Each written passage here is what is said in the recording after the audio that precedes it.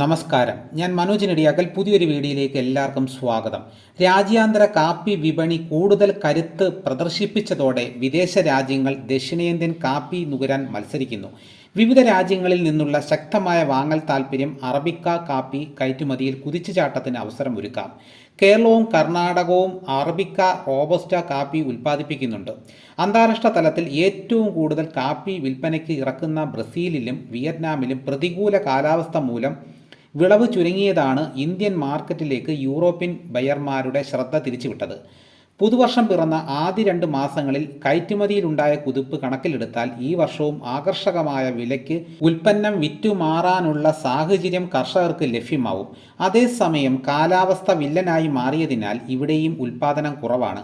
കഴിഞ്ഞ വർഷത്തെ അപേക്ഷിച്ച് കയറ്റുമതിയിൽ 10% വരെ കുറവ് സംഭവിക്കുമെന്ന ആശങ്ക നിലനിൽക്കുന്നു. കഴിഞ്ഞ സീസണിൽ ഇന്ത്യ 2,61,200 ടൺ റോബസ്റ്റയും 1,13,000 ടൺ അറബിക്ക കാപ്പിയും ഉൽപ്പാദിപ്പിച്ചു.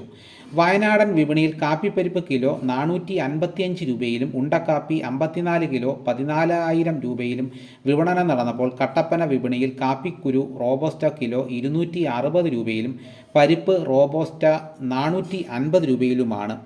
അപ്പോൾ ഇതാണ് ഇന്നത്തെ വീഡിയോ.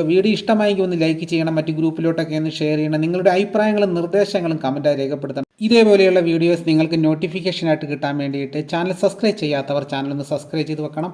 മറ്റൊരു വീഡിയോയുമായിട്ട് ഉടനെ എത്താം. എല്ലാവർക്കും എൻ്റെ നന്ദി.